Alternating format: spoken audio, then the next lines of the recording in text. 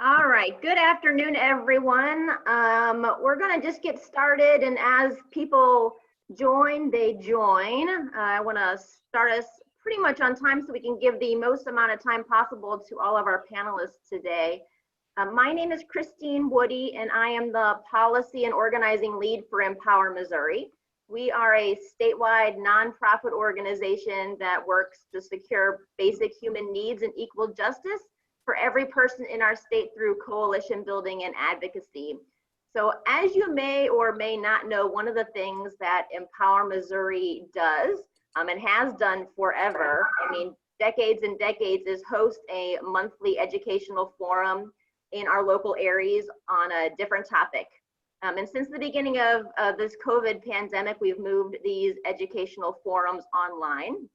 And this month is our first one that we've had since we took a break for kind of the summertime. This month, and then moving on till at least through December, our St. Louis and Kansas City areas are teaming up to do just one monthly forum together.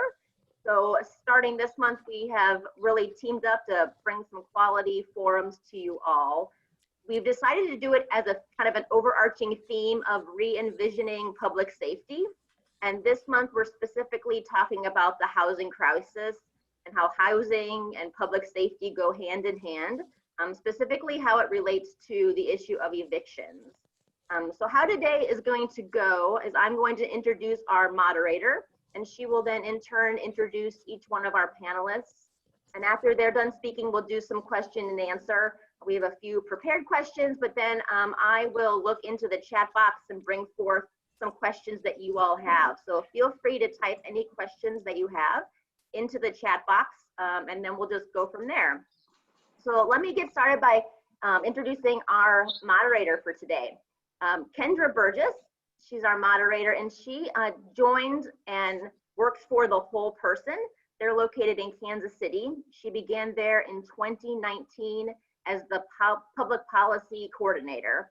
And there she advocates for issues impacting people with disabilities at the state, the city, and the federal levels of government in both Kansas and Missouri. She also serves on our Kansas City Council of Empower Missouri. And we are super grateful that she's agreed to moderate this panel for us today. So go ahead, Kendra, take it away. Awesome. Thank you, Christine, for that introduction. I'm so excited to be here with you all today, and we appreciate the honor of your time as we discuss this really important topic. So today, again, is Empower Missouri's monthly Friday Forum series on the topic of re-envisioning public safety. And so after I introduce our guests and our panelists, we'll go ahead and have opening remarks from them and then go to questions. So feel free to continue to drop your questions throughout in the chat box, as Christine mentioned. So now let's turn our attention to our panelists. Hello and welcome, everyone. We're so excited to have you today. We have 4 panelists here with us from Kansas City, St. Louis, and Springfield regions of our state.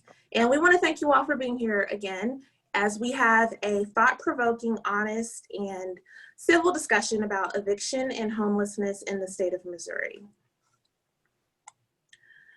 So at this time, I'll begin introducing our panelists and our speakers, beginning with Gina Chiala. Gina, thank you for being here. She is the Executive Director and Staff Attorney for the Heartland Center for Jobs and Freedom. Gina has years of experience with both social justice campaigns and public interest litigation. Motivated by a strong belief that one's income should not determine the quality of one's legal representation, Gina began her legal career as a public defender. Gina next had the good fortune of joining Slough, Connelly, Irwin, and Madden in Kansas City, one of the oldest and best known public interest law firms here in the city. In addition to practicing law, Gina has launched a leadership development program for low-wage workers who are advocating for higher wages and better working conditions. Gina obtained her law degree from the University of Missouri, Kansas City in 2006, my alma mater, and she graduated cum laude. Thank you again, Gina, for being here. Next, we have Kalila Jackson, who is a native of St. Louis and represents clients with fair housing complaints and other legal issues as staff attorney for Equal Housing and Opportunity Council. She earned her law degree from the Washington University in St. Louis and her undergrad degree from St. Louis University, and is admitted to practice law in Missouri.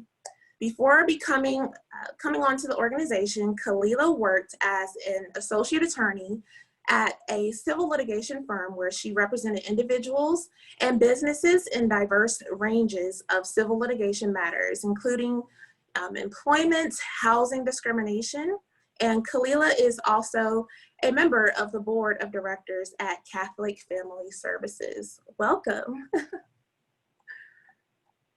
Next, we have Justin Lockhart. Hello, Justin. Justin lives in Springfield, where he works at Community Partnership of the Ozarks as the Director of Community Collaboratives. In that role, he oversees multiple collaborative groups that use collective impact to make lasting change in the community on issues such as child abuse and neglect, food security, and affordable housing. Thank you for being with us today.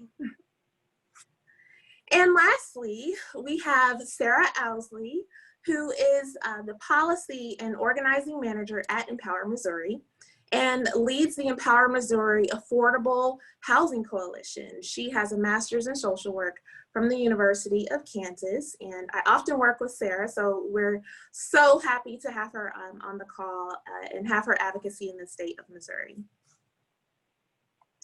So at this time, let's turn our attention to opening remarks from each of our speakers, and they will each share what they're seeing in their respective regions and what they're doing to address the issues of evictions and homelessness in the time of COVID-19.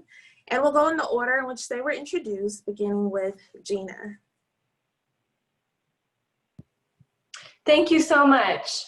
So again, I'm with the Heartland Center for Jobs and Freedom, and we provide free legal representation and free legal advice to low-wage workers in the areas of employment, consumer, and landlord-tenant law.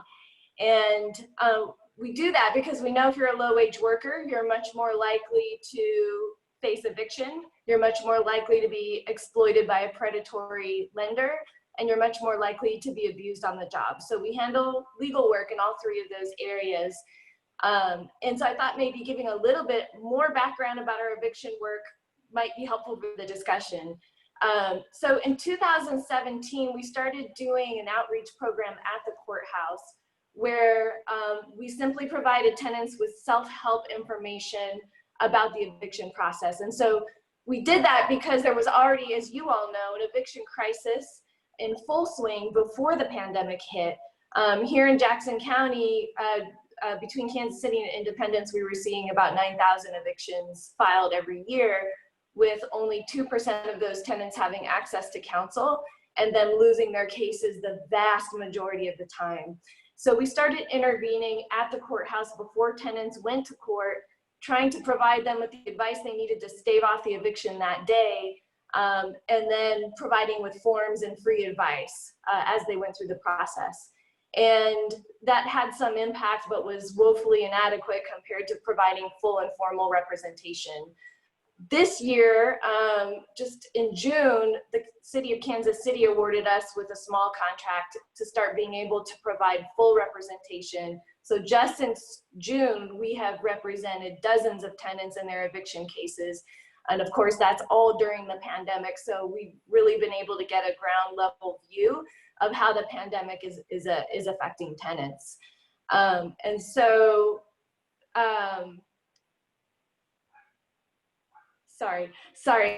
there has been, several different chapters of this pandemic already that have affected tenants in different ways. But the main thing I would say is that the filings have just not stopped. The eviction filings have continued throughout the pandemic. And of course, when we had a local moratorium here, I know there was a patchwork of moratoriums across the state. We had a local moratorium here. St. Louis has been in a lot better shape than us on that front. Ours expired May 31st. And we've been actively defending tenants in court ever since. So, of course, providing full representation to tenants is extremely meaningful. We're not able to reach everybody. We're not able to reach enough people. And the remote hearings that the courts are having make that access more difficult, because we used to be able to get access to tenants in court as they walked in. And now so many tenants are appearing remotely, it's been more difficult to access them. The courts have allowed us to make an announcement to those tenants remotely so that we can tell them what our phone number is, but it's just not the same as being able to have a one-on-one contact with that tenant before they actually enter into the court. We're also fighting the courts. We don't think the courts should be holding remote trials on these cases. We think that's a big problem for lots of reasons I won't go into here unless you all have questions. So it's really been a struggle. We're having in-person hearings, in-person trials that we believe threaten tenants' health. They're having to come into court, having to come into public places. Many tenants are vulnerable to getting the virus and having severe consequences from that. So we're having, full hearings in court. We're having close contact with tenants. We can't maintain distancing. And then the remote hearings pose a problem when it gets to the point of trial and trying to put your evidence on and things like that. So we have been fighting to just try to get the court to suspend evictions. We think they should just wait. To the degree we can work out settlement agreements, that's fine. But we think the court should just be waiting. They have not agreed with us on that front, obviously. So now comes the CDC eviction moratorium, which is welcome in many ways, but has so many obstacles and challenges. So what, as most of you I'm sure know, the CDC moratorium requires that a tenant actually take affirmative steps to be able to exercise their rights. And it doesn't apply to all tenants. And so just getting the information into tenants' hands is one of the big challenges. Since it's not just a moratorium that automatically affects tenants, they actually have to fill out a legal document, a legal declaration in order to be able to exercise their rights. It's just been a task, and probably for all of you too, to get the word out and let tenants know that this moratorium exists, and to advise them on actually going through the process of getting the declaration signed, doing it with a truthfulness so that they don't get in trouble, and then making sure they serve that on their landlord. And then secondly, we have a lot of opposition from landlords' attorneys. Our local courts unfortunately issued an order that kind of gives them a roadmap to be able to try to get around the CDC moratorium, encourages landlords to continue filing cases, and encourages landlords to demand evidentiary hearings where they would actually interrogate the tenant on the veracity of their declaration. So more fights for us. We're trying to stop those evidentiary hearings from going forward. We're arguing to the courts that it's not permitted under the CDC order, and so we'll see how all of that plays out. So a lot of evictions are being suspended. We're able to, use the moratorium to tenants' benefit, but not without a fight and not without a whole lot of outreach effort between us and a lot of our partner organizations. So in the midst of dust up after dust up, the thing that we're doing with our partner organizations to try to stop evictions at this time, and not just at this time, hopefully going forward, is we are working with organizations who are able to provide emergency rental relief. So we are trying to wed the legal process with the social work process, trying to get rental relief to tenants, trying to negotiate agreements that require landlords to forgive a lot of the back rent, put some money into the settlement process that allows tenants to stay housed and keeps evictions off their records. And that's been very successful. So of course we wed the legal process with the social service process, and then we also work with movements on the ground, KC tenants in particular, to try to provide the legal support that they need, and vice versa, for them to be able to advocate for the policies that we need in order to successfully protect tenants. So we're trying to work as broadly as possible during these very difficult times.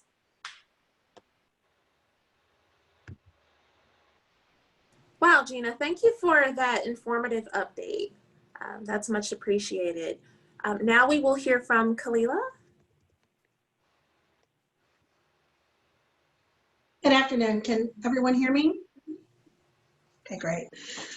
My name is Kalila Jackson. I am the Senior Staff Attorney at the Metropolitan St. Louis Equal Housing Opportunity Council. And in many ways, my statements echo exactly what Gina has said. And actually, I find it quite encouraging that we have this, even though we haven't coordinated our approach, it's nice to know that there is this seemingly coordinated strategy that's playing out all across the state. And so much like the Heartland Center, EHOC has been providing self-advocacy tools for tenants for many years, going back to for more than a decade. EHOC has operated a landlord-tenant line and a anti-discrimination hotline. So my agency is what is known broadly in the country as a Fair Housing Initiatives Program. So we are funded, we're a nonprofit private organization, but we're funded primarily through a grant with the U.S. Department of Housing and Urban Development. There's only 32 agencies of our type in the country. And so primarily what we do is do enforcement around local, state, and federal fair housing law. But out of a recognition many years ago that evictions are more likely to fall on families with children and on Black and Brown people, we began to operate our landlord-tenant hotline in order to provide self-advocacy tools and provide the St. Louis community with free legal advice that they so desperately need to stop the eviction crisis that has, as Gina said, has been going on for many years. On the St. Louis side, much like what the picture is in Jackson County, EHOC commissioned a study we put together with our interns and our very small staff back in 2014 or 2015. We put together a small study just to try to analyze how many cases, eviction cases, were being filed in the state, because I guess one point that we should make, overall, the state of Missouri does not track evictions. They do not make information about the number of evictions that have been filed publicly available.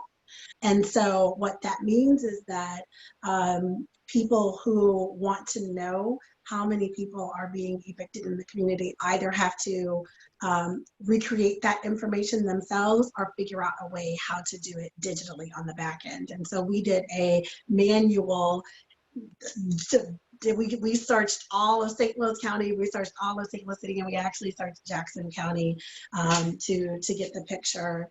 And we found that there were roughly between 7 and 9 eviction cases being filed in each year in both the city and the county, and that less than 1% of tenants were represented in these cases, and that even when that tenants were losing 99% of the time.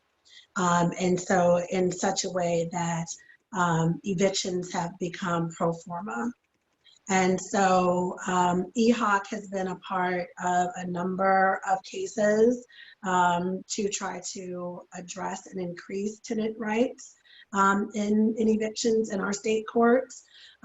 We, along with legal services and the Washington University Civil Rights Mediation Clinic, submitted amicus briefs in support of a case that was fighting to refine the rights that people have when housing is substandard under the warranty of habitability.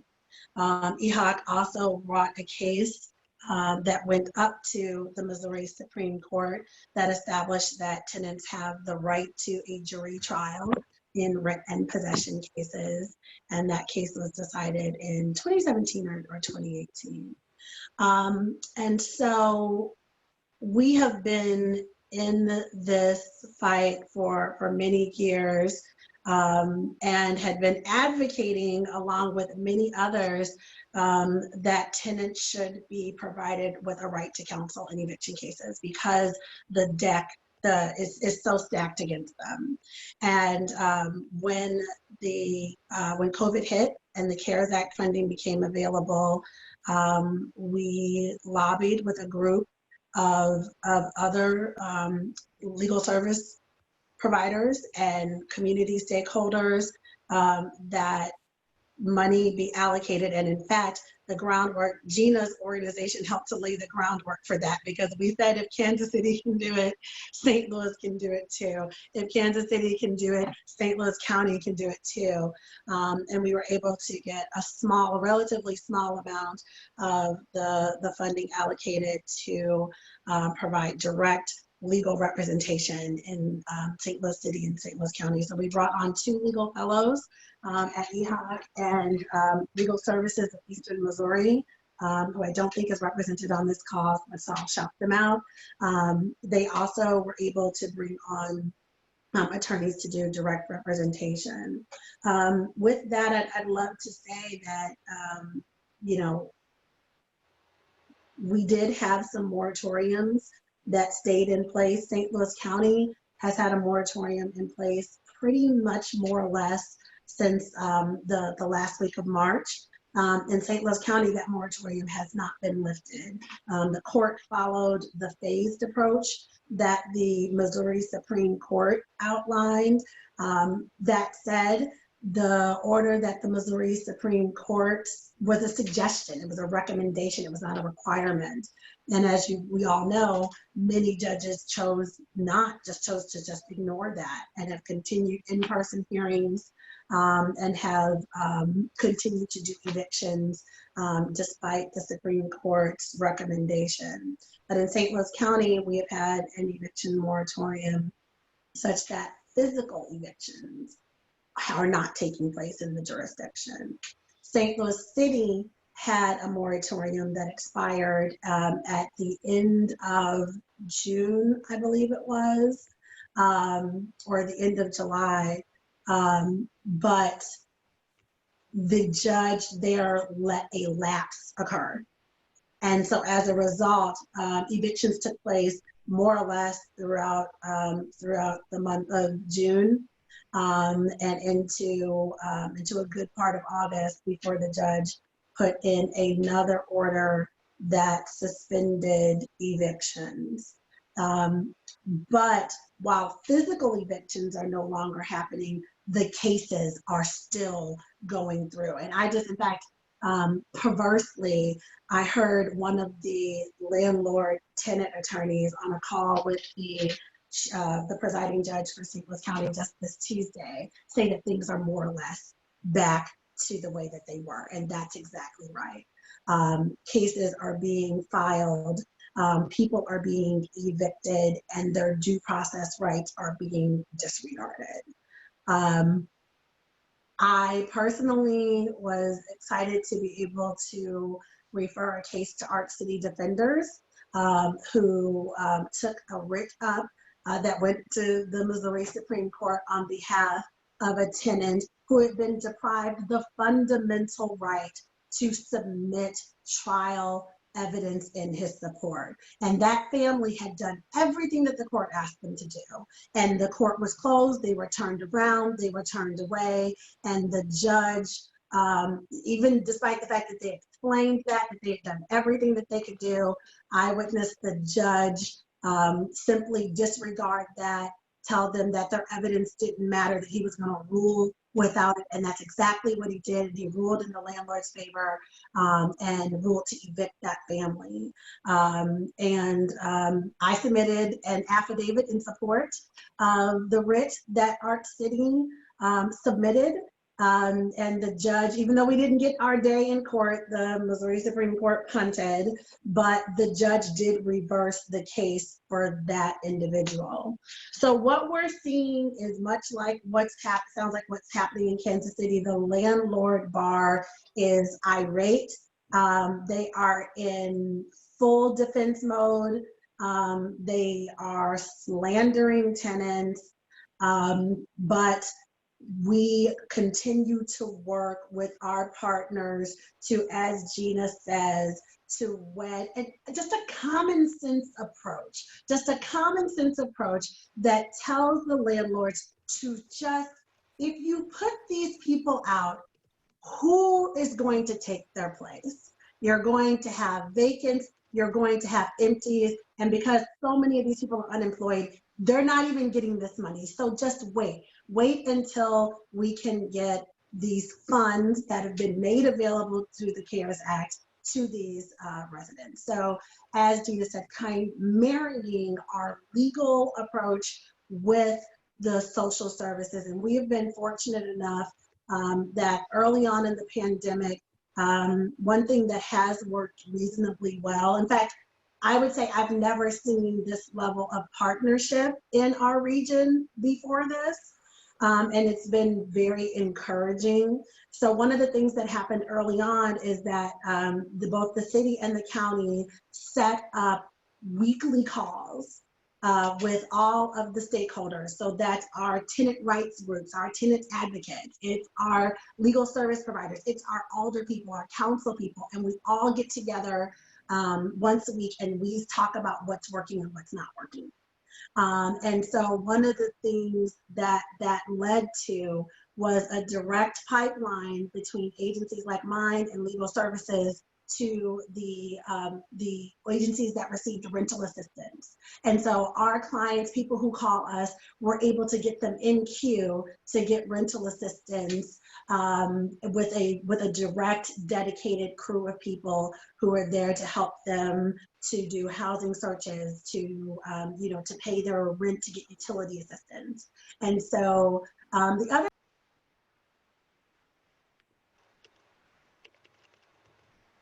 that's my day going. So the other thing that's unique about the St. Louis area is that we have mediation. We actually have 2 mediation programs that are established in our area, and they work out of the courts, and they also do community mediations. And so that has been an immense tool in that we were able to partner with these mediation groups, and these are trained professional mediators, some of the most well-regarded mediators in not just in our region or even in our state, but in this country, who are doing pro bono mediation services for tenants. And we make these referrals, and that has been immensely successful. So we are just kind of continuing to work in partnership with agencies like KC Tenants and with Action STL and Dutchtown South and a number of others, including Juan's group. I saw Juan in the audience, and yeah, so it's I think the collaboration has been one of the most effective things to come out of our strategy, but more help is needed. Right now, we are currently working to keep St. Louis City and St. Louis County from putting in place an order similar to what went into Jackson County. So we're a part of a coalition that has drafted a proposed order that is going to be hopefully shared and adopted with the courts in the St. Louis side, because we don't want them to adopt the same policies that we've seen be adopted in Jefferson County and then in Kansas City. So I would say, just kind of keeping that struggle up and making sure that as many tenants as possible know that those declarations are there, we give them to anyone who calls us and is behind in their rent. And we walk them through, how to fill out the forms and strategies for getting that information to their tenants. Right now, it's our best tool that we have. And, I just hope that we'll be victorious. I know we'll be victorious, but there's a lot at risk, because I talk to people every day who are sleeping in their cars, people who were evicted, families who have been torn apart and they have no place to go, and they are desperate. So there's a lot on the line for our clients, a lot on the line for these communities that we serve, and whatever we can do to try to get that information to them, that's what we're doing. Wow, Kalila. Thank you for that realistic overview of what's actually happening on the ground. And we appreciate your advocacy in St. Louis. That's incredible. At this time, we'll rotate to Justin. And one note of housekeeping. So if you just joined us in the audience, please remember to mute your phones so that we don't have too much background interference. And also remember to drop your questions in the chat as we go along, and we will be intentional to try to get to each of those questions. Justin? Yeah, thank you. I am Justin Lockhart. I am not an attorney. So I work for Community Partnership of the Ozarks, and I work as our Director of Community Collaboratives. I think Kalila mentioned the increased collaboration that they're seeing, and I'll talk on it a bit today, but that's really what we're seeing here as well.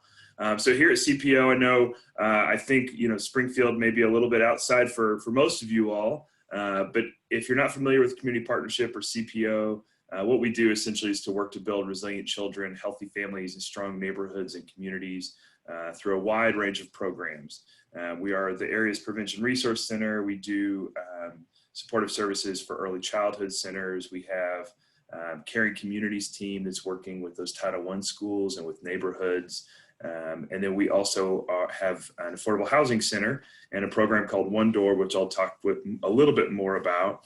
And then in my role, which is a little bit of all of the above, I guess I could say, I work as our Director of Community Collaboratives. So I oversee that initiative, which is around, right now we've got about 9 collaboratives total. And these are groups of community stakeholders that are using collective impact to make lasting positive change in their sectors here in our community. So we're looking at things like child abuse and neglect, early childhood education, food security, transportation, affordable housing, environmental concerns. We have a group that focuses on clean air quality. And then we're just now starting, here in the last few weeks, we've been ramping up a group to bring a thing called Tough Talks wider in the community. So these will be difficult conversations, mostly focused on things like race. So we're going to have those conversations in a facilitated way with a professor from Missouri State to really work toward moving our community forward with some of that stuff. So that's kind of what I do. I wear a lot of different hats. I have a lot of spinning plates, and I try not to let any of them crash and break. So we'll see if I can keep this one spinning today. So really here locally, one thing that we've been working on a lot, which is somewhat in relation, it hasn't been my role, but I'm proud to work for CPO and be, beside this, but we, in the last few weeks, have opened up the O'Reilly Center for Hope. And so this is a huge collaborative effort that's happened here locally. It was a $3 million project that just opened up. And essentially what this is it moved our Springfield Affordable Housing Center, which is a CPO program, and One Door, which is also a CPO program, over into this Center for Hope. So what this does is provides location for multiple partner agencies to all be under one roof, kind of that one-stop shop mentality where if you need, 4 or 5 different services, instead of taking the bus and taking 8 hours or 10 hours to get there, it's all here in one location. Some of those services that they're going to have are One Door, and One Door is a program here, as I've mentioned, it's the central point of entry for coordinated intake, assessments, and referrals for housing and shelter services. So they're kind of that coordinated entry point for homeless services here in our community. But other services that'll be at O'Reilly Center for Hope will be mental health, addiction services support, financial literacy, credit counseling. They're going to have a crisis nursery there, bringing in an existing crisis nursery, but having one there on their staff kind of there on site to help out.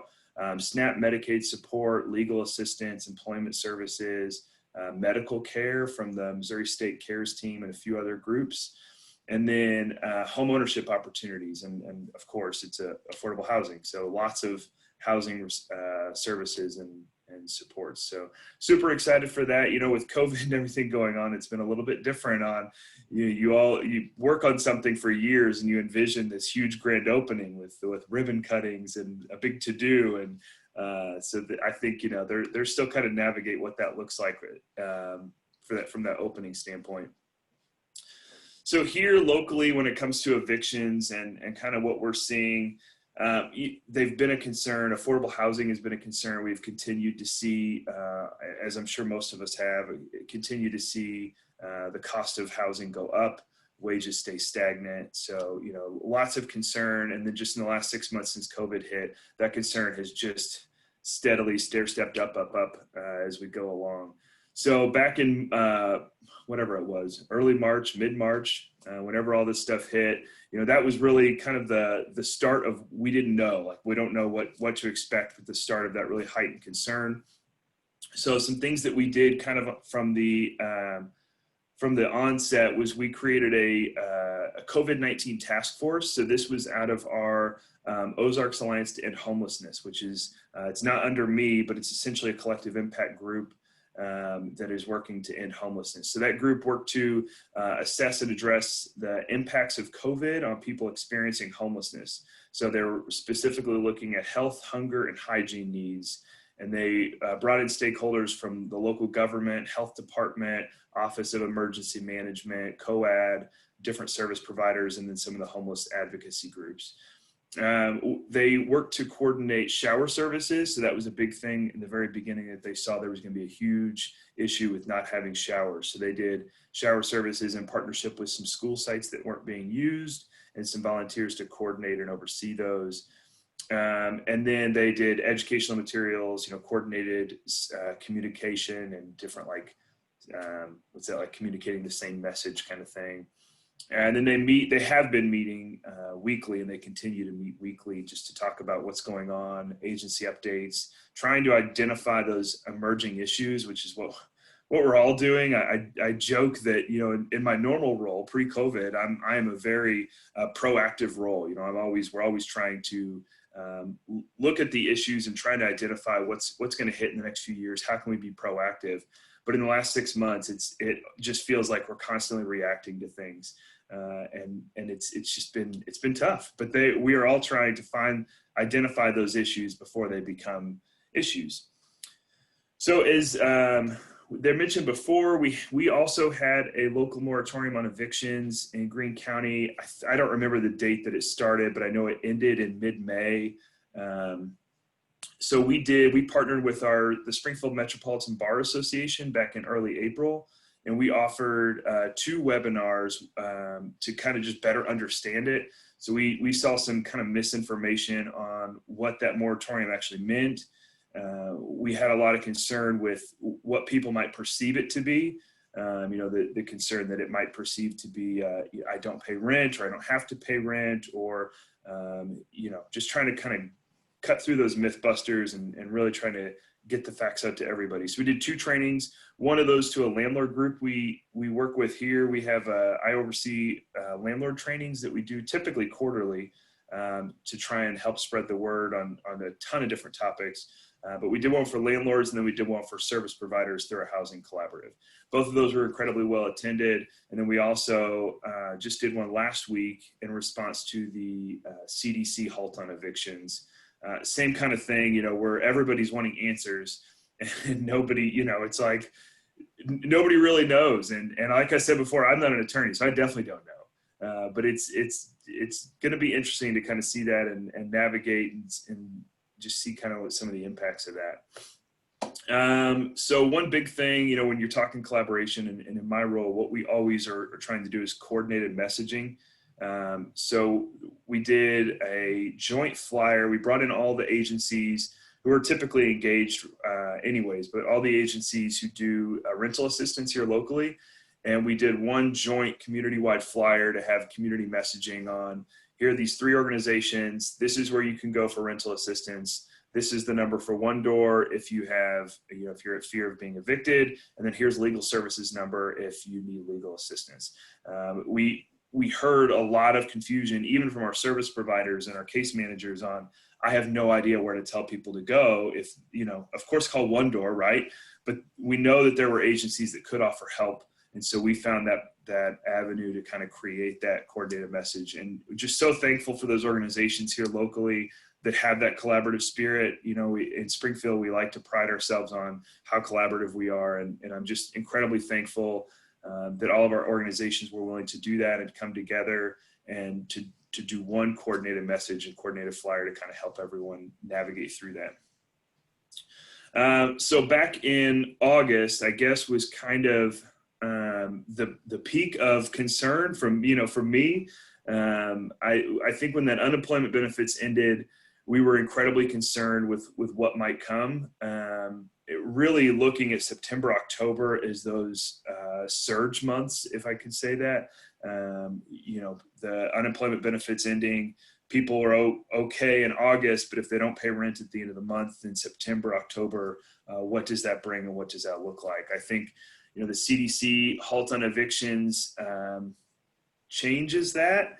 I think for right now, it does prevent those from happening at this time.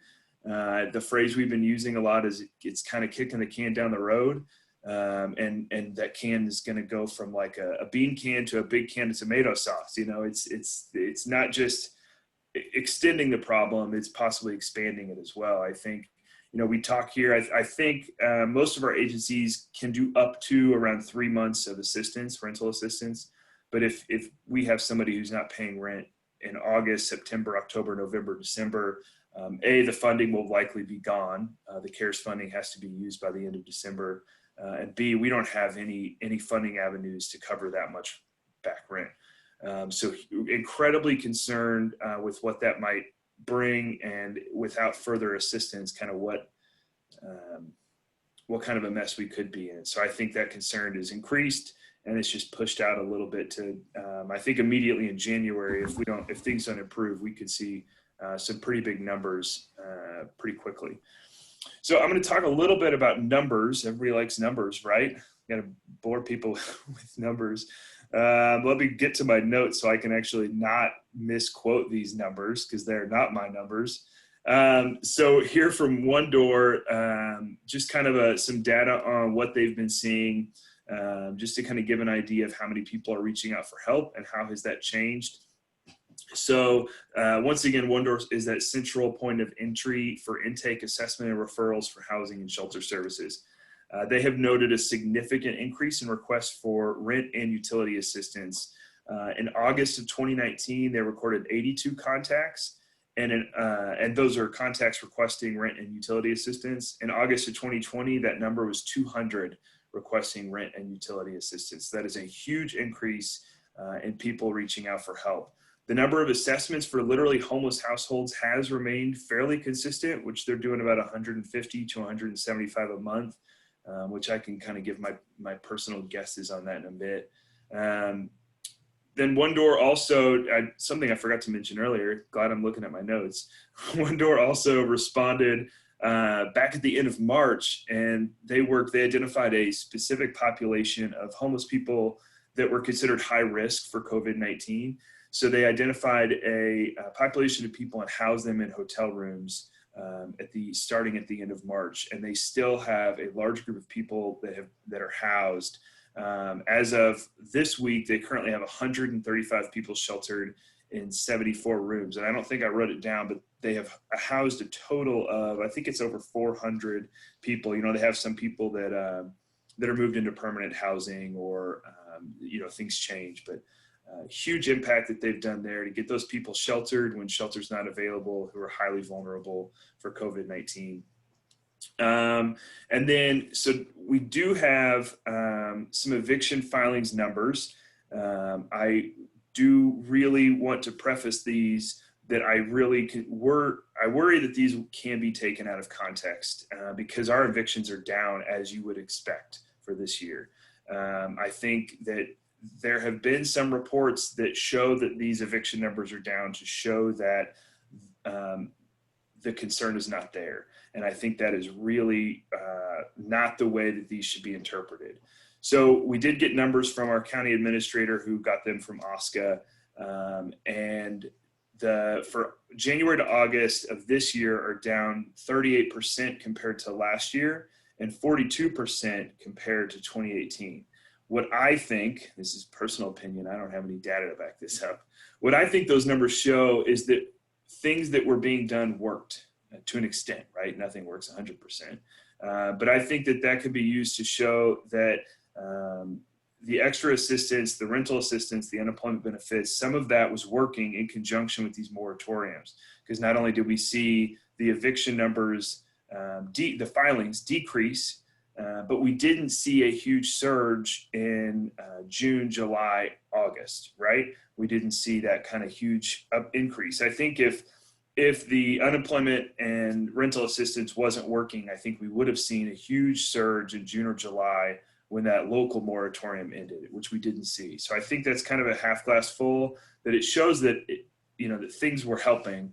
Right now, some of those things are no longer in place. So I think that concern is once again, really high. And I think that is all of the numbers that I have to share. So I'll kind of kick it off to whoever's next. Great, Justin. Thank you for giving us an overview of the wraparound services that you guys are providing for residents in Springfield. That's, I know, having an amazing impact on so many people. At this time, we'll hear from Sarah with Empower Missouri, just to give us an overview of what's happening legislatively at the state and federal levels, and kind of give us an update on the moratorium for those who don't know. That's been mentioned quite frequently on the call today. So, Sarah. Sure, absolutely. My name is Sarah Owsley. I'm the Policy and Organizing Manager for Empower Missouri. I'm not sure I'm really an official panelist exactly, so much as an Empower Missouri staff person. If we're going to talk about housing, I lead our housing work, and we would be remiss to not make me speak about something. So here I am. So I can share a little bit both about eviction sort of pre-COVID. It's important to root us in the fact that Missouri had a really significant and serious shortage of affordable housing, a lack of affordable housing across our state before COVID happened, right? And COVID has really shined a flashlight on a long-term and lasting inequity around affordable housing, particularly in Black and Brown communities for a really long time. And it was really intentional. And we've done this on purpose. And this has amplified an existing problem. I went around our state on behalf of Empower Missouri for about 2 years before COVID and really said, we've got 120-ish thousand families across our state who are really on the precipice here, who are at risk of homelessness because we don't have housing units for them that they can afford. And we should really consider that each of those families now is really at risk. And the numbers are even more striking than that. We really regularly receive updated numbers, and they're often over 300,000 families across the state of Missouri that we can consider are at risk of eviction or at risk of homelessness before the end of this year. They bounce around between 250 and 350,000 families across our state that we can consider that should be at risk of homelessness or could be at risk of homelessness, considering job loss and jobs that may not come back, and all sorts of things in this new COVID-19 era. The other important thing to remember is that eviction is a form of violence. It was a form of violence before COVID, and that continues. It was really impactful and harmful for families beforehand. It really lessened the amount of education time that students received by 2 weeks or more, which led to long-term impacts on these families and on students' educational attainment. Lowered their graduation rates, really long-term made an impact in their lives. And so this was a really significant issue before we were in a global pandemic. And so even families like mine who were not at risk of homelessness beforehand have really faced an upheaval lately. And families who were at risk of homelessness before have really faced a significant upheaval. And so we need to really consider those families who were on the bubble and consider that, you know, that they really need to be at the center for sure now as we make public policy and make sure that their voices are at the root and at the center as we consider our responses. So we lead an affordable housing coalition. Empower Missouri does. I lead that on behalf of Empower Missouri. We meet on the second Monday of every month at 2 p.m. You can find out about that at empowermissouri.org. It's only an hour-long call, and I'm a pretty fast speaker, so we shove a lot into that hour. And many of the folks that are on this call today, you know, join us that day, and will attest that we do cover a lot in that hour because I do speak very quickly and keep us rooted in that. We really jumped on top of COVID stuff. We worked very quickly at the state level to try to move what we could, but we worked with local leadership across the state trying to get as much of that COVID dollars into the hands of low-income renters as we could. And we're pretty successful, not as successful as we would have hoped, but I'm never as successful as I would have hoped. So we're going to take what we can, go forward with it. Yes, so we'll leave it there. We're the federal eviction moratorium is, as you've heard, kind of a good thing and kind of a bad thing. As Justin said, like, we're not just kicking the can kind of down the road, but we're really creating a significant problem for families that, you know, landlords are still going to be able to collect rent and late fees. And on one hand, like, we may say that's a good thing because there are a lot of landlords who still have mortgages to pay and they need to be able to collect that rent and late fees. But like I said, we need to really consider families who were at risk before. Many of these families may have experienced eviction in the past. And once you've experienced eviction, you're going to sign any lease that you can get, because guess what? You can't get a lease. It's very difficult to find stable housing after eviction, which is not something we've talked about here. It's incredibly difficult to find stable housing, and you are open to predatory landlords who will kind of offer you whatever lease, and you're kind of offered like maybe one lease. You don't have an option to kind of just go where you want to go. And so it's not unheard of that these folks will sign kind of whatever lease they are offered. And that may include exorbitant late fees, like $30 a day. And you might think to yourself like, well, I'll just always pay my rent on time. And then there's a global pandemic, and now you're, you know, 3 months late on your lease, on your rental payments. And so now your $30 a day late fee is pretty significant to you. We really are kicking the can down, and we're going to have a really significant problem if we don't partner this eviction moratorium with some really significant rental assistance. And that package that passed months ago is not gonna do it. So we really urge you to reach out to your federal lawmakers, particularly your senators. A very good package passed the House months ago, and in the spring, and we'd very much like something to pass the Senate at some point, since we are now into fall. So we really encourage you to reach out to Blunt and Hawley's office. Empower Missouri and several of the folks on this call have been in contact with Blunt and Hawley's office on your behalf, but certainly when you reach out, it has a larger impact. So please do that. We make it easy at our website at empowermissouri.org, but when it's your words, that has a larger impact. So send an email, some sort of social media message, or a phone call is always great as well, and let them know that this is something that's important to you. Rental assistance, some extra supplemental food assistance for folks so that they can put healthy meals on the table, you know, as well as healthcare or other issues that are important to you that you think families need right now. Please make sure that they hear your voice. They work for you, and they need to hear from you right now.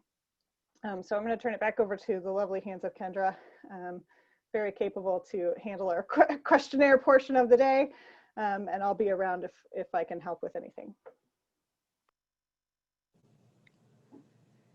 Great, thank you, Sarah, for that kind of legislative overview. And that's a great segue into our question and answer segment. And again, if you have any questions, feel free to drop them in the chat. So Joe Robertson, to speak on that topic, stated in our chat that I deal with families seeking help, and I'd love to be able to link them to more rental assistance. What is available and what needs to happen to make more assistance available? Is pushing for government-supported rental assistance a way to go? And so we will address this question to all three of our panelists. Feel free to just unmute yourself.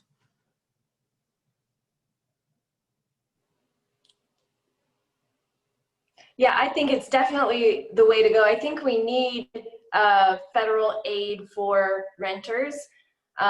In addition, you know, localities, as you all have talked about, have received CARES Act funding. It sounds like, from what I understand, and from what Kalila is saying, from what the news has said, that some of that funding has gone to emergency rental relief in the St. Louis area.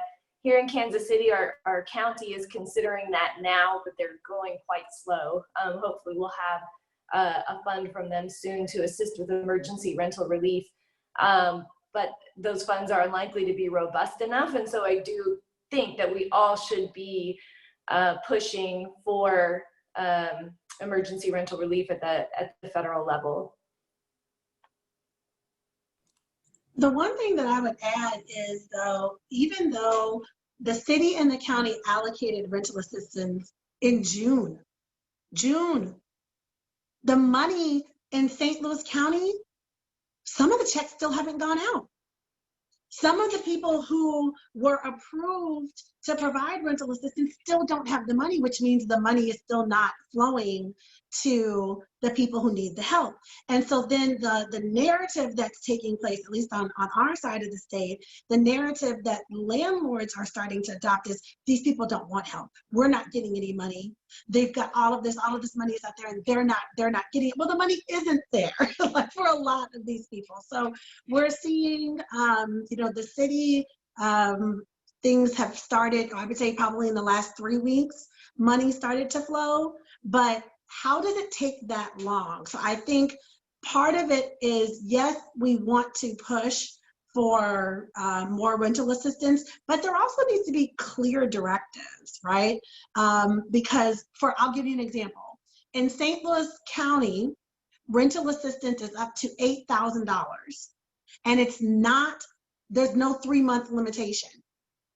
And families can get up to $8,000 per household, juxtaposed to the St. Louis city, where, to talk about what Justin, they're going to be in the same situation, because in the city of St. Louis, they've limited rental assistance to only 3 months and $3,500.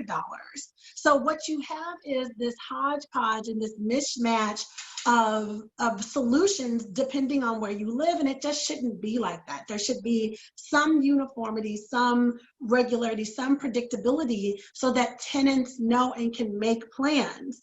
Because at this point, COVID has been going on for so long that 3-month-old rental assistance, what is that going to do? It's just not enough.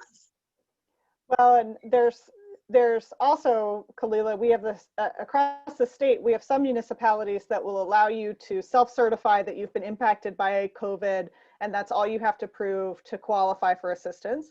And we have some municipalities that require you to turn in 3 months of bank statements and prove that you've lost your job or something, right? Like, so you have to go above and beyond. So the eviction moratorium has been somewhat helpful because you can sign a piece of paper that says you've been negatively impacted by COVID, and that's all you have to do. And so now some folks, I know Gina's working with some folks to say, if that's all we have to do for the federal government, that should be all I have to do for Jackson County, right?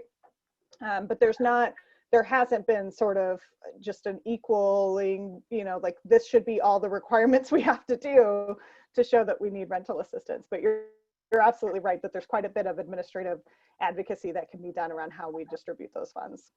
Yeah, and I would just note too that the CDC moratorium does not require a tenant to promise that they lost income because of the pandemic. It's just that they lost substantial income, because the purpose of the moratorium is supposed to be to stop the spread of COVID through stopping evictions.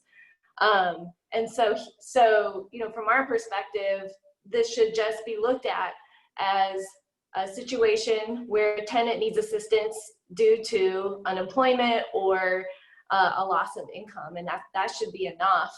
But yeah, it's troubling, the patchwork and all of the differences from jurisdiction to jurisdiction. I think fortunately here, even though we're so delayed, fortunately here, that partnership that we have with the other organizations has allowed us to do a small pilot project where we've gotten off the ground the mechanism for doing rapid relief. Because, you know, eviction cases move fast. You can't mess around and wait, you know, months and have landlords promise this and promise that.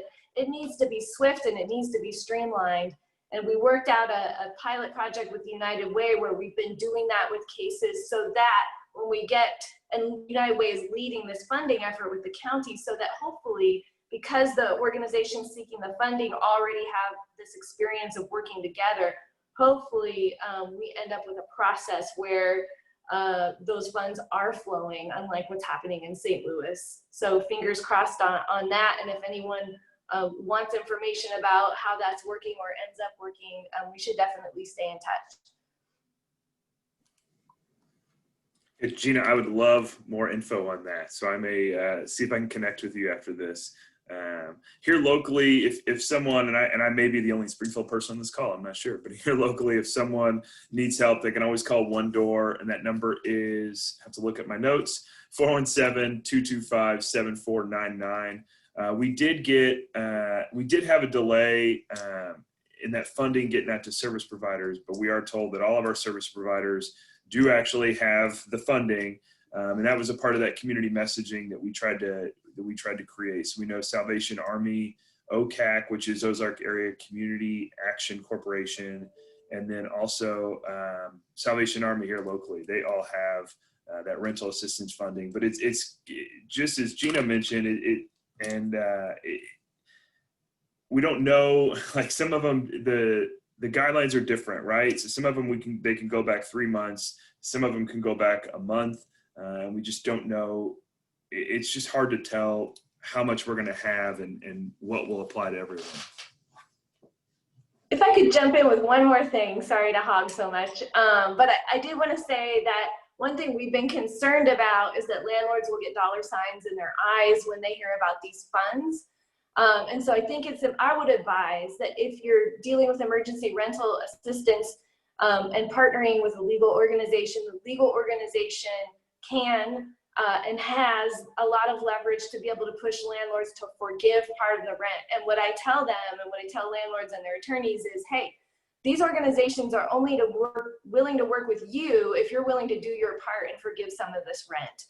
And so it's been important to us that we don't get in the habit, like it would be so easy to resolve these cases if we just paid the full thing to the landlord, but that's less money for tenants to go around.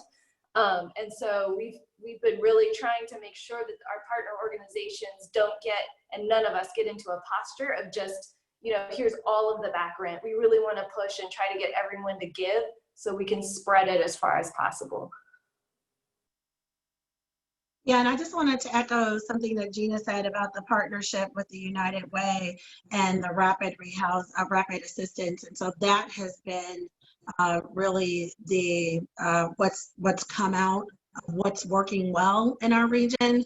And it's that partnership that, like, EHOC and Legal Services have with Catholic Charities, which is another 2-1 that's all of being kind of coordinated through the 211 Unite Us platform. That has worked well. And to the extent that there's the ability to duplicate that in other areas, I would encourage that. One thing that, and I don't know about Gina, I don't know about some of these other folks, but EHOC, we get calls from people all over the state. And so I am gravely, deeply concerned about people in the rural areas. I'm talking to people in Osage County. I've got somebody who called us in, let's see, it's, Neosho, Missouri. And she cannot get rental assistance. She doesn't know where to go. And we don't really know where to tell her to go. So I did a 211 search and we sent her to the Salvation Army. So I think that the other thing that would be helpful is some sort of coordinated, just a database, a place where people can go to find out where, and I know 211 serves that purpose for a lot of people, but it feels like that there's some gap for our rural family, that they're not getting that information and they're not getting the help they need, and they are being evicted very quickly. I mean, in places like Neosho, and the person who I talked to was in Osage County, her eviction was from start to finish 10 days. And that was at the end of August. So our rural people need help too. Kalila, that is an excellent point with rural communities. You know, we're surrounded here in Springfield. We're surrounded by Neosho and some of those similar areas. If you get a call for someone, feel free to send them to One Door. They may not have a service there on site that can help, but if it's in the Southwest region, feel free to give them that phone number. I put it in the chat for anyone that needs it. But yeah, we see, you know, and with all the issues, food security, whatever it may be, our rural communities just don't have the networks and systems in place like we do in our metropolitan hubs. And we have had a lot of concern with our smaller rural areas, even places, towns that are 30 minutes away from Springfield. We can't get that messaging out to them on where to go or what to do or how to set up this system of support. So a big concern for our rural communities as well. Wow, thank you for speaking to that. And continuing the conversation around funding and advocacy, Justin Walker in our audience states in our chat that to Ms. Jackson's point, there is tremendous good that can come from landlords waiting to file eviction. Are there any statewide discussions with policymakers happening about moratoriums going hand in hand with more financial relief for workers and renters?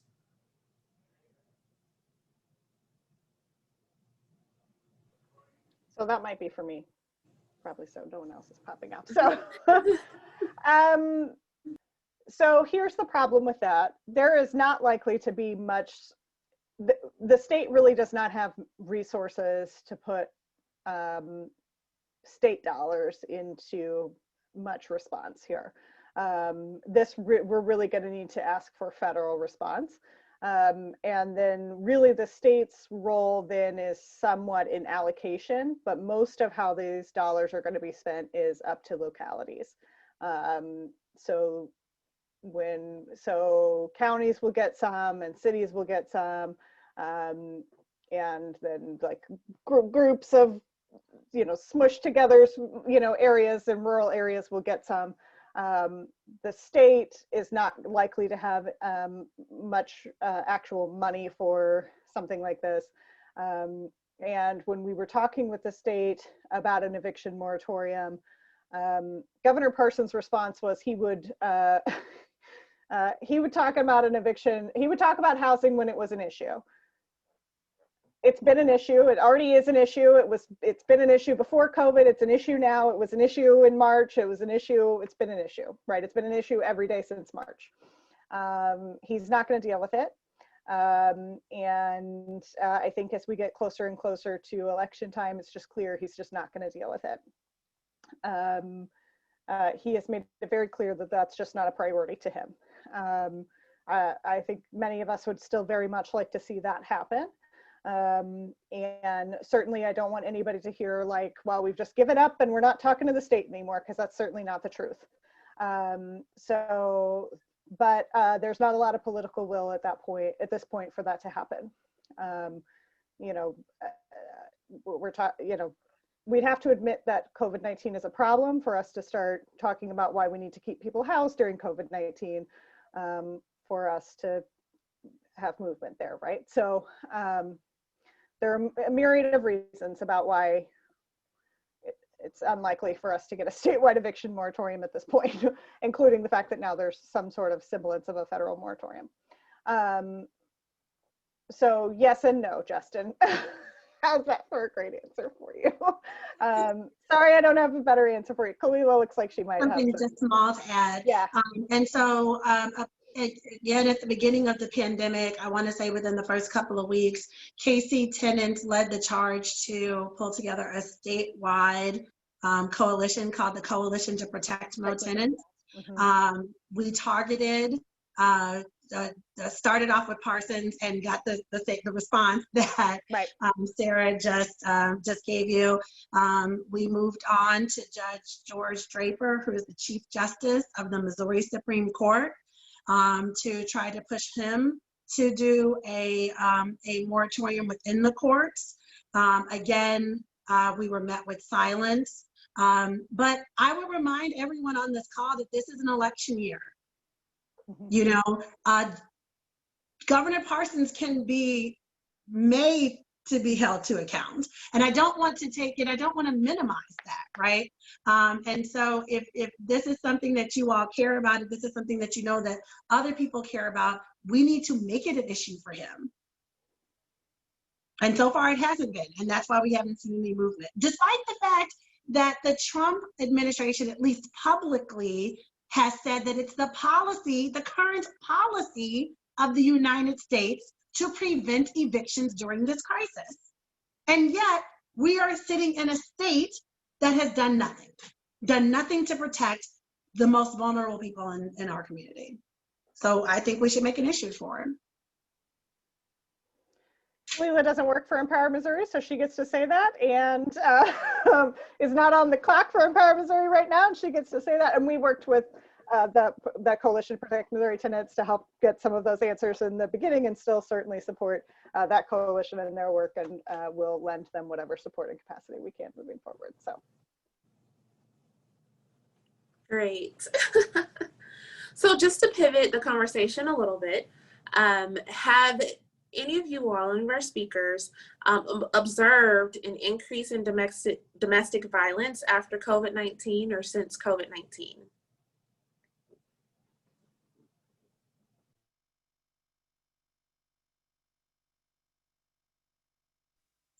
This is Kalila. I hadn't made the connection until you just said that, but we have seen an increase in the number of people contacting us to make VAWA requests. I don't know if folks are familiar with the Violence Against Women's Act. It doesn't apply to, just not gender-based. It doesn't, it's not based on men or women. It's just it's how it's titled, in recognition of the fact that many victims of domestic violence are overwhelmingly women. But we have seen, I think, an increase in people seeking protection under VAWA because of domestic issues. And I can expand a little bit, if I can expand outside of specifically domestic violence related to adults, but our Child Abuse and Neglect Collaborative back in March and April really dug in deep with this. You know, there was a statewide press release from DSS, I think, that came out in March or April, looking at an expected 50% decrease in child abuse and neglect hotline calls. We know through here locally through the ice storm of 2011, somewhere in there. So the ice storm of 2011, and then looking at Hurricane Katrina as well, the numbers show that the calls are going to go down, but the incidences as well as the severity of abuse are actually going to increase. There was a report done, I think in the United Kingdom. I don't have those notes in front of me. I need notes. That's what I need. But there was a study done in, I think, the United Kingdom during COVID that showed an over 1,000% increase in adolescent head trauma. So due to child abuse. So that was, you know, it's still an ongoing huge concern as long as schools are meeting remotely or children are not being seen by school teachers. We're going to continue to be incredibly concerned. They have seen our Child Advocacy Center here locally. That's the group of folks who do forensic interviews of kiddos who've been suspected of child abuse. Has continued to see an increase in severity and complexity, meaning multiple issues. So instead of just coming in for one singular issue of abuse or neglect, they're seeing multiple different things going on. Everybody, you know, I always tell everyone is under increased stress right now. You know, we're all more stressed out now than we were at this time last year. But when you put that onto families who were already incredibly stressed out, it makes it a lot worse. So. And I'll just chime in real quick to say that our local partners who deal with domestic violence are absolutely seeing huge increases in calls.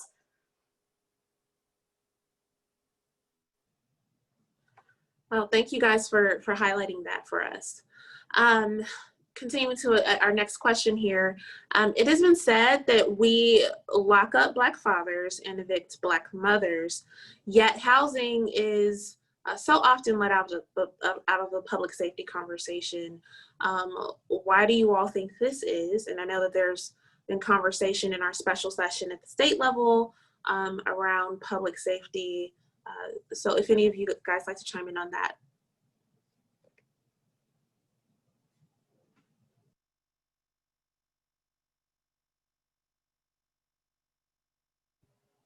I guess I would just say that I think it's because it is embedded in our so-called free market capitalist system. This is our housing model, that if you don't pay your rent, you get kicked out, and that's the price. And I just think culturally, we haven't broken through the idea that housing should be a right. That hasn't become embedded enough in our culture, and it's something that I think we all have a duty to advocate for. That this is a part of the ongoing racial oppression that we have in this country, and it's part of the ongoing exploitation that we have against low-wage workers and poor people and people of color. So I just think it's a matter of us advocates trying to push through and continue advocating for the idea that housing shouldn't be part of a free market system. If you fall behind on your rent, or if your wages are too low due to no fault of your own, it is violent to put you out on the street. And it is unsafe, and we are traumatizing families permanently. And so we have to have a complete overturning of the way we do housing in this country, which is of course a very long-term battle, but one that I know we're all dedicated to.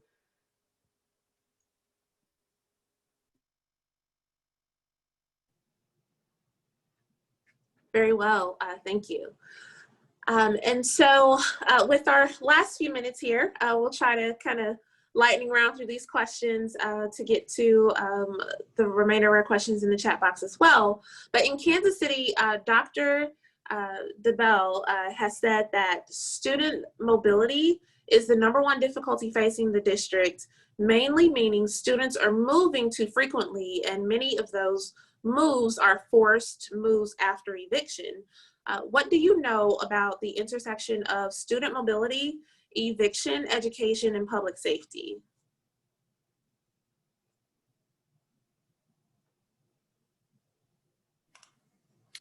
To be honest, I don't think we have really looked at that.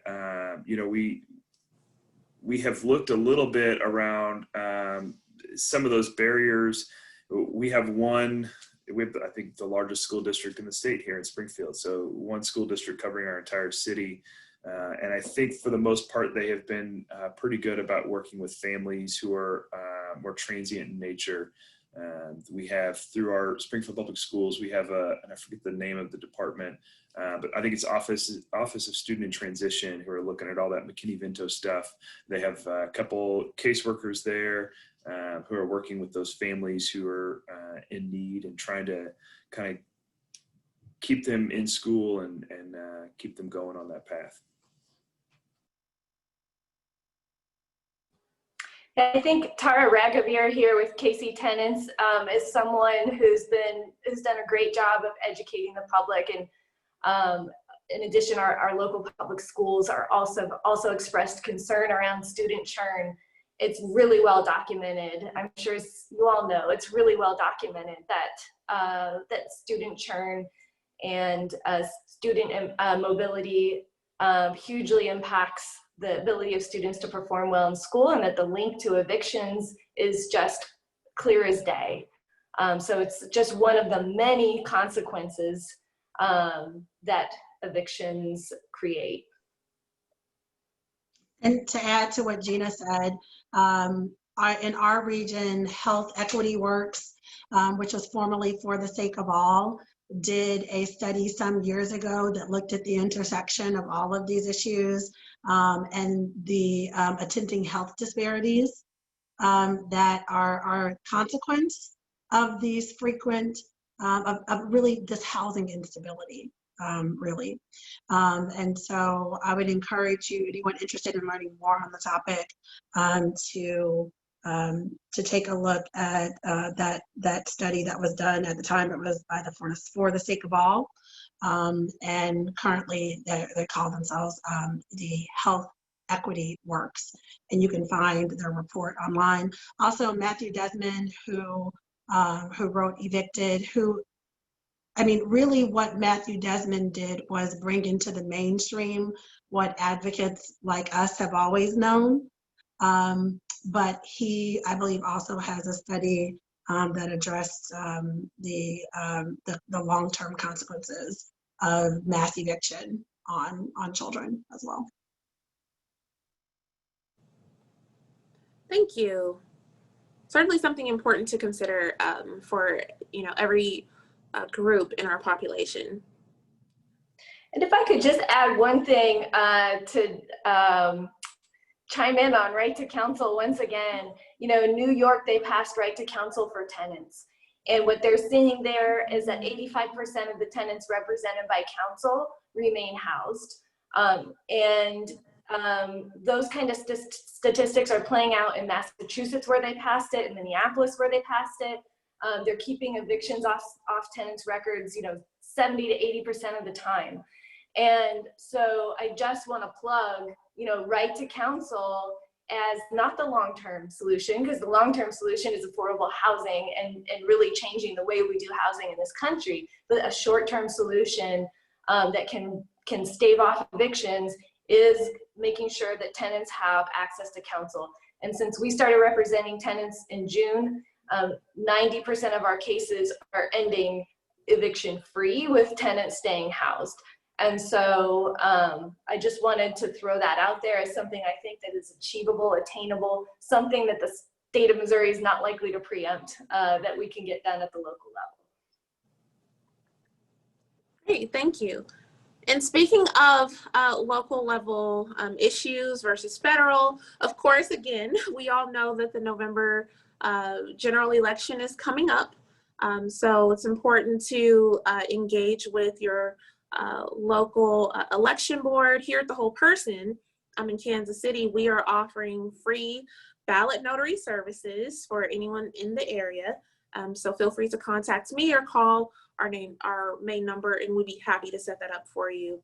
And so pivoting back to the election conversation, which is at the forefront of everyone's minds these days, this question was from Jessica, referencing our conversation earlier for Kalila, and she said, how do you think we could make it an issue for Governor Parson if he is not voted out of office, to focus more on housing issues?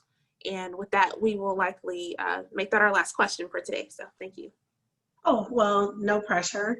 But I guess what I would say is that we should continue to have these conversations with our local leaders as well as at the executive level. And the reason why I say it's important to have these conversations with your local your state reps and your House reps is because that's who Parsons is taking his cue from.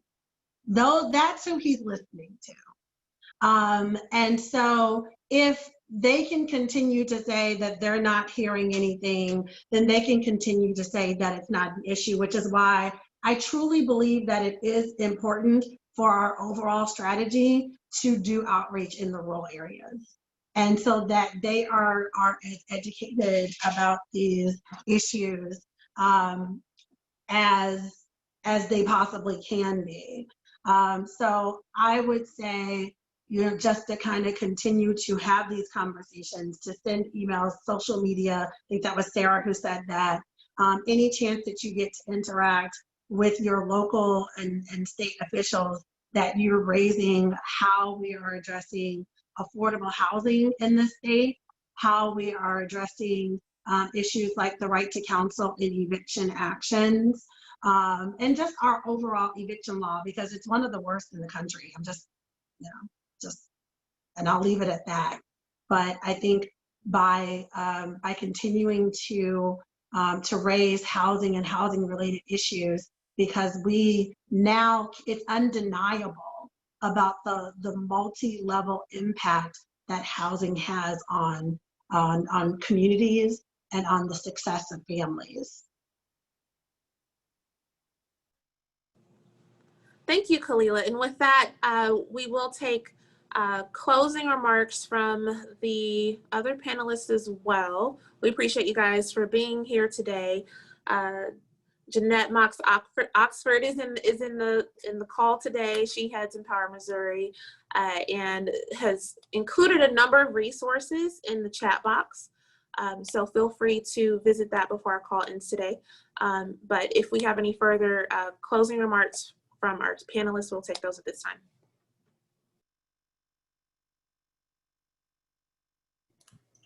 I would just say that, you know, during these extremely difficult times, it's meetings like this and being able to be together with you all that helps me anyway continue to have the energy to keep fighting and just to stay in the game. So thank you to Empower Missouri, and thank you, Kendra, thank you, Kalila, thank you, Justin, for collaborating on this discussion. It's been so nice to be here with you all. Let's keep fighting the good fight.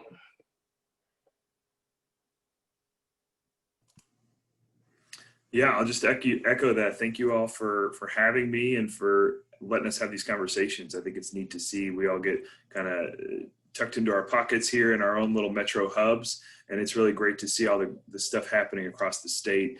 And I hope that some of these conversations turn into more statewide conversations with us and with you all. I think, you know, if we can get all of us working together, maybe we can have a voice loud enough for people to listen to. So thanks again. And I think my email is somewhere in the chat. So if anyone ever needs anything from me or needs guidance on anything down here in Springfield or the Southwest area, feel free to give me an email.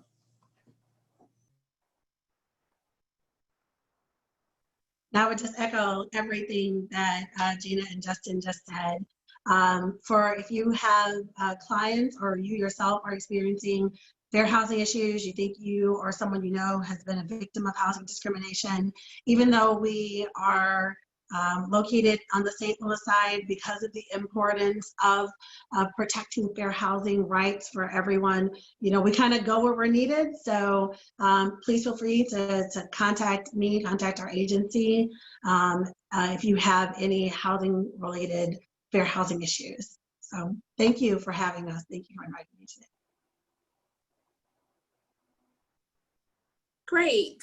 Thank you to our panelists. That concludes our forum for today. And we appreciate all of our speakers and of course our audience today for joining us and giving us the honor of your time. And now I will turn it over to Christine for updates from Empower Missouri. Wonderful. Thank you, Kendra. I really appreciate you moderating today. You did a fabulous job. Just a final couple just announcements is, like I said, that we are having these forums once a month, the third Friday at noon. Our next month is going to stick with the overarching theme of re-envisioning public safety, and we're going to focus more so next month on the issue of policing. So the topic for next month is, what does defund the police mean? And looking at police budgets in the past and currently and what they could look like into the future. So please join us. It's on October 16th at noon. There will be an email that will come out to all of our members here soon. Once we finalize the panelist list, there'll be information on our website and in our social media feed. So please look for that and join us and register for it if you can. And likewise, up and through December, we'll be sticking with that same overarching theme. So every Friday or every third Friday of the month through December, you can know that we'll have a forum addressing that topic. So look for those details coming up. At that point, I don't have any other announcements, but I really, again, appreciate you joining us for this forum today. And feel free to reach out to Sarah, as she is our Affordable Housing Coalition Coordinator, if you'd like to get involved with our coalition to take some actions regarding some of the policies regarding affordable housing that we're working on statewide and federal. So please reach out to Sarah if you are interested in learning more. Wonderful. Thank you all. Have a good evening. Thanks, y'all. Have a great day.